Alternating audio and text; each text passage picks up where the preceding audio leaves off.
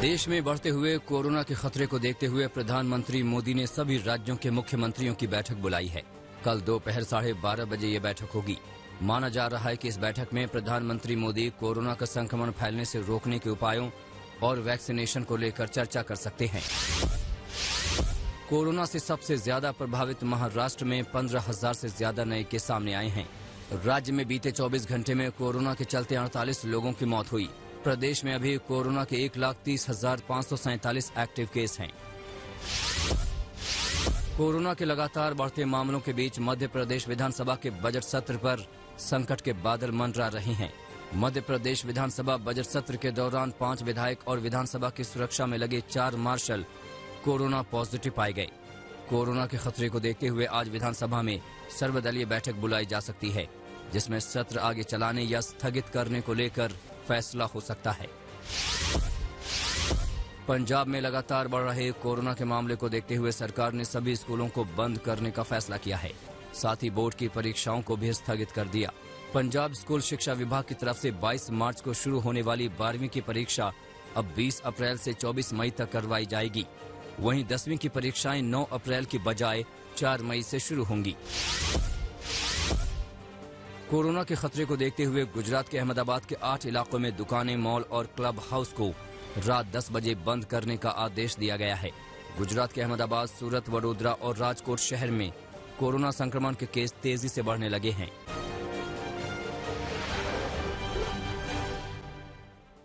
बंगाल में आज बीजेपी के नेता धुआंधार रैली करेंगे। यूपी के मुख्यमंत्री योगी आदित्यनाथ आज फिर पश्चिम बंगाल में चुनाव प्रचार करेंगे।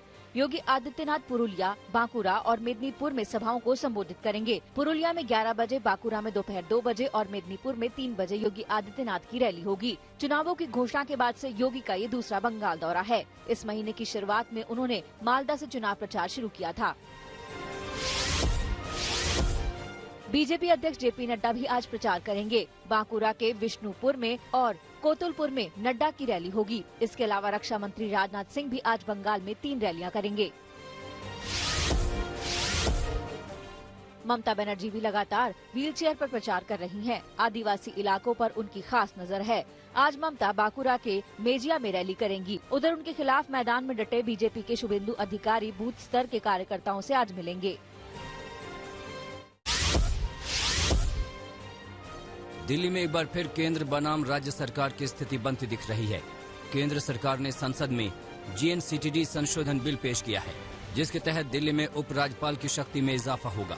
ये बिल पेश होने के बाद मुख्यमंत्री अरविंद केजरीवाल ने केंद्र सरकार पर हमला बोला और कहा कि लोकसभा में एक नया विधेयक लाकर चुनी हुई सरकार की शक्तियों को कम करने की कोशिश की जा रही है। वहीं उप मुख्यमंत्री मनीष सिसोदिया ने कहा कि ये विधेयक सुप्रीम कोर्ट के फैसले के विपरीत है। संसद में GNCTD संशोधन बिल को लेकर केजरीवाल के आरोपों पर बीजेपी ने पलटवार किया। बीजेपी ने कहा कि बिल सुप्रीम कोर्ट के फैसले के बाद लाया गया है।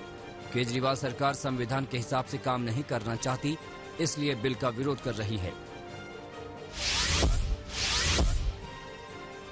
राजस्थान सरकार ने स्वीकार किया है कि राज्य में टेलीफोन टैप किए गए। बीजेपी के विधायक कालीचरण सर्राफ के सवाल के जवाब में राजस्थान विधानसभा की वेबसाइट पर कहा गया है कि नियमों के मुताबिक कानून व्यवस्था को बनाए रखने के लिए सक्षम अधिकारी की ओर से टेलीफोन टैप किए गए। राजस्थान सरकार के इस कबूलनामे के बाद बीजेपी सीएम गहलोत पर हमलावर हो गई है। बीजेपी के प्रदेश अध्यक्ष सतीश पुनिया ने सीएम गहलोत के इस्तीफे और मामले की जांच CBI से कराने की मांग की है। एंटिलिया केस में बीजेपी के हमलों के बाद महाराष्ट्र में सियासी हलचल बढ़ी हुई है। इस बीच एनसीपी प्रमुख शरद पवार ने सीएम उद्धव ठाकरे के साथ बैठक की। बैठक के बाद एनसीपी नेता और मंत्री जयंत पाटिल ने कहा कि शरद पवार और सीएम की बैठक कई मुद्दों को लेकर थी। साथ ही उन्होंने कहा कि अनिल देशमुख महाराष्ट्र के गृह मंत्री बने रहेंगे।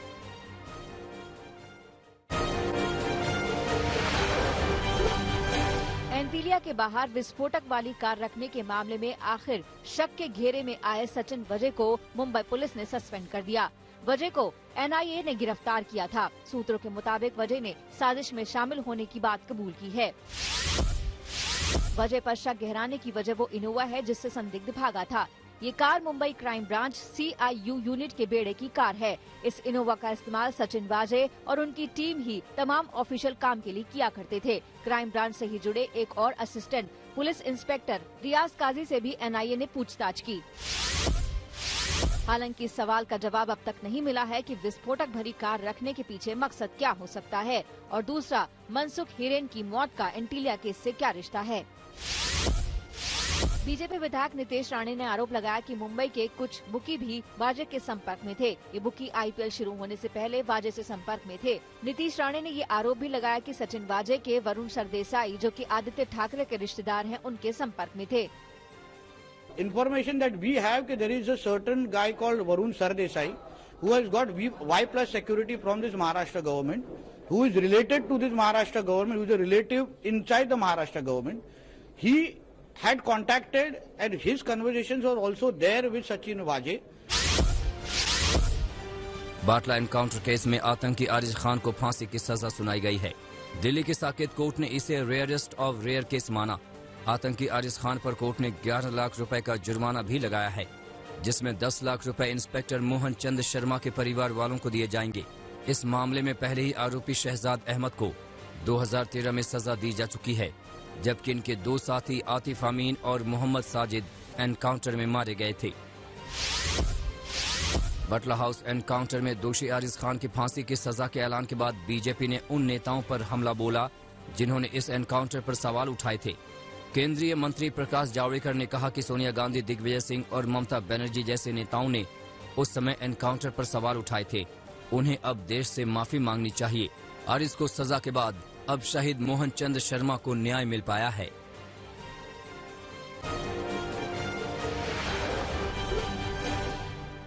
दिल्ली से सटे गुरुग्राम में एक शख्स को बंधक बनाकर पीटने का वीडियो वायरल हुआ है।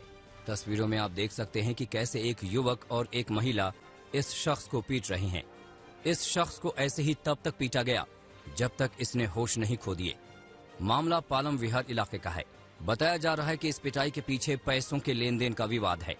आरोपों के मुताबिक पिटाई करने वाले लोगों ने युवक को फ्लैट में बुलाया था और बंधक बनाकर पिटाई की।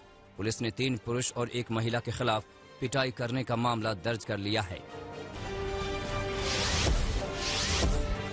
अमरोहा में पुलिस ने नकली शराब बनाने वाले 2 लोगों को गिरफ्तार किया है।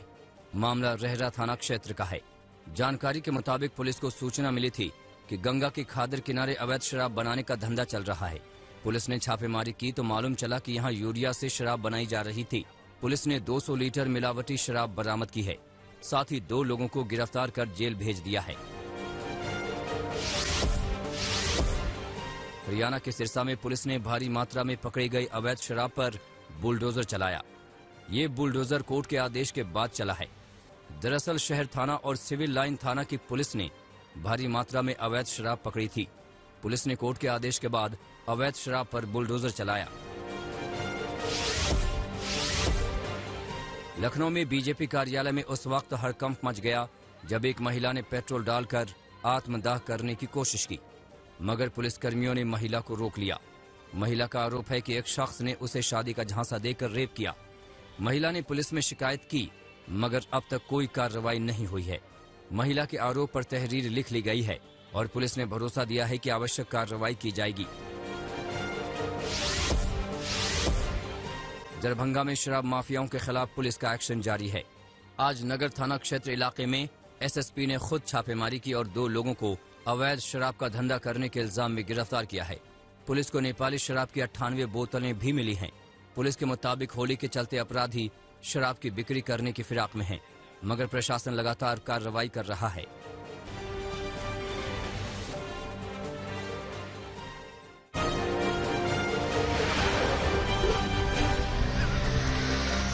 नोएडा में सड़क पर जानलेवा स्टंट करना एक शख्स को भारी पड़ गया। पहले इस शख्स का स्टंट देखिए। नोएडा के सेक्टर 62 में यह शख्स एक पहिया पर बाइक दौड़ा रहा है और अपने स्टंट का वीडियो बनवा रहा है, मगर यही वीडियो पुलिस के हत्थे चढ़ा तो यह शख्स भी पुलिस के हत्थे चढ़ गया। पुलिस ने आरोपी को गिरफ्तार कर लिया है और बाइक सीज कर दी है। दिल्ली में बदमाशों को पुलिस के कानून का जरा सा भी खौफ नहीं रहा। ताजा मामला दक्षिणी दिल्ली के पौश इलाके वसंत कुंज का है। यहाँ ACP के साथ छिनैती हुई है। ट्रैफिक पुलिस में तैनात एसीपी क्षिप्रा गिरी मॉल के पास अपने 2 बच्चों के साथ ऑटो का इंतजार कर रही थी। तभी एक बदमाश आया और एसीपी का पर्स छीनकर भाग गया। पर्स में दिल्ली पुलिस का आई कार्ड और पैसे थे। ये छिनैती 10 मार्च को हुई थी, मगर अब तक पर्स छीनने वाले का कोई सुराग नहीं मिला है। उन्नाव में पेट्रोल पंप कर्मचारी से मारपीट का वीडियो वायरल हुआ है। तस्वीरों में आप देख सकते हैं कि कैसे कुछ लोग 2 युवकों को बेतहाशा पीट रहे हैं। मामला सदर कोतवाली के मगरवार का है। बताया जा रहा है कि पेट्रोल भरने को लेकर विवाद हुआ था, जिसमें पेट्रोल पंप कर्मचारियों को पीटा गया। पुलिस ने वीडियो के आधार पर मामला दर्ज कर लिया है और आरोपियों की तलाश में जुट गई है। ग्रेटर नोएडा में दिल दहलाने वाली वारदात हुई है। यहाँ एक शख्स अपनी 4 महीने की बच्ची और पत्नी के साथ सब्जी खरीदने गया था। जब युवक सब्जी खरीद रहा था तभी बदमाश आए और पत्नी की कनपटी पर पिस्तौल लगाकर कार में बैठे और कार दौड़ा दी। कुछ दूरी पर बदमाशों ने युवक की पत्नी और बच्ची को कार से बाहर फेंक दिया और फरार हो गए। इस पूरे मामले में नोएडा कमिश्नर ने चौकी इंचार्ज समेत 3 पुलिसकर्मियों को लाइन हाजिर कर दिया है। साथ ही बदमाशों की तलाश में पुलिस लग गई है। बिहार के खगड़िया में दर्दनाक हादसा हुआ है। यहाँ चित्रगुप्त नगर थाना इलाके में एक घर में आग लग गई। आग इतनी भयानक थी कि घर के अंदर मौजूद एक लड़की और एक युवक की आग की जद में आने से मौत हो गई। गांव वालों की मदद से आग पर तो काबू पा लिया गया, मगर घर का सामान जल गया और उसके साथ ही जल गईं 2 जिंदगियां। आग कैसे लगी, इस बात की पड़ताल की जा रही है।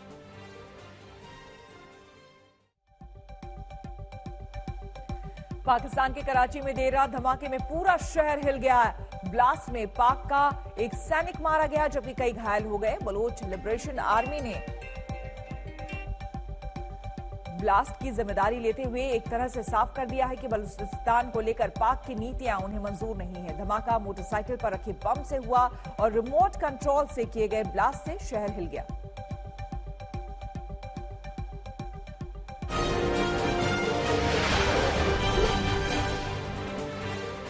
चीन गोबी के मरुस्थल से उठे भीषण रेतीले तूफान में बुरी तरह से घिर गया है। इस तूफान की वजह से सैकड़ों फ्लाइट्स को रद्द कर दिया गया है। चीन की राजधानी पेइचिंग में पिछले कुछ दशकों में पहली बार भीषण रेतीला तूफान आया है। पेइचिंग पूरी तरह से धूल से सन बताई गई है। बताया जा रहा है कि तेज हवाओं की वजह से गोबी के रेगिस्तान से यहां आंधी उठी और चीन के ज्यादातर हिस्सों को धूल से भर दिया। पेइचिंग में 400 उड़ानों को रद्द कर दिया गया है। इससे पहले रविवार को चीन के पड़ोसी देश मंगोलिया में भीषण आंधी आई थी, जिसके बाद से कम 341 लोग लापता हैं। दुनिया भर में कोरोना संक्रमितों की संख्या 12 करोड़ 5 लाख के करीब पहुंच चुकी है। महामारी में 26,66,000 से ज्यादा जानें जा चुकी हैं। यूरोपीय देशों में दोबारा कोरोना का खतरा बढ़ रहा है। इटली के मिलान शहर में लॉकडाउन लगा दिया गया है। कोरोना मामलों में बढ़ोतरी की वजह से रेड जोन घोषित किया गया है। जॉर्जिया में कोरोना वैक्सीनेशन शुरू हो चुका है। कोवैक्स प्रोग्राम के तहत एस्ट्राजेनेका की कोरोना वैक्सीन दी जा रही है। पहले प्राथमिकता के साथ स्वास्थ्य कर्मियों को टीका लगाया जा रहा है। नमस्कार, मैं हूं अंशु शर्मा और हमें उम्मीद है कि आपको ये वीडियो जरूर पसंद आया होगा। ऐसे ही बाकी वीडियो देखने के लिए देखते रहिए द इंडियन समाचार और वीडियोस पसंद आने पर हमारे चैनल द इंडियन समाचार को लाइक, शेयर और सब्सक्राइब करना ना भूलें।